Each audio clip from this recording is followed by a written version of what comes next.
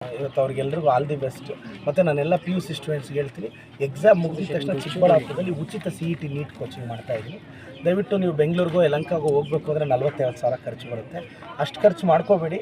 ನಂದು ಪರಿಶ್ರಮ ವಿದ್ಯಾಸಂಸ್ಥೆಯ ಟಾಪ್ ಟೀಚರ್ಸು ಇದೇ ಕೋರ್ಸು ಬೆಂಗಳೂರಲ್ಲಿ ನನ್ನ ಅಕಾಡೆಮಿಯಲ್ಲಿ ತೊಗೋಬೇಕು ಅಂದರೆ 50,000 ಪ್ಲಸ್ GST ಆಗುತ್ತೆ. 59,000 ಕಟ್ಟಿ ಬೆಂಗಳೂರಲ್ಲಿ ಕೋಚಿಂಗ್ ತೊಗೊತಾ ಇದ್ದಾರೆ ಕರ್ನಾಟಕದ ಎಷ್ಟೋ ಜನ.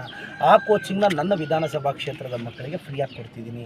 ಸ್ಟಡಿ ಮೆಟೀರಿಯಲ್ ಫ್ರೀಯಾಗಿ ಕೊಡ್ತೀನಿ, ಒಂದು 5-6 ಸಾವಿರ ರೂಪಾಯಿ ಆಗುತ್ತೆ. ಊಟ ತಿಂಡಿ ಕೊಡ್ತೀನಿ, ತಿಂಡಿ ಕೊಟ್ಟು ಊಟ ಕೊಟ್ಟು ಬೆಳಗ್ಗೆಯಿಂದ ಸಂಜೆವರೆಗೂ ಪಾಠ ಮಾಡಿಸ್ತೀನಿ. ಬೆಂಗಳೂರಿಂದ ಟಾಪ್ ಟೀಚರ್ಸ್ನ ಕರೆಸ್ತೀನಿ.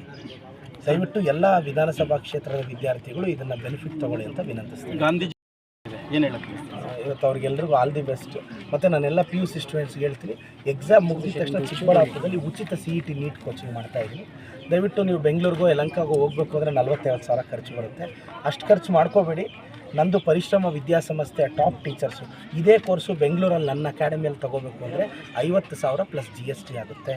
59,000 ಕಟ್ಟಿ ಬೆಂಗಳೂರಲ್ಲಿ ಕೋಚಿಂಗ್ ತೊಗೊತಾ ಇದ್ದಾರೆ ಕರ್ನಾಟಕದ ಎಷ್ಟೋ ಜನ. ಆ ಕೋಚಿಂಗ್ನ ನನ್ನ ವಿಧಾನಸಭಾ ಕ್ಷೇತ್ರದ ಮಕ್ಕಳಿಗೆ ಫ್ರೀಯಾಗಿ ಕೊಡ್ತಿದ್ದೀನಿ.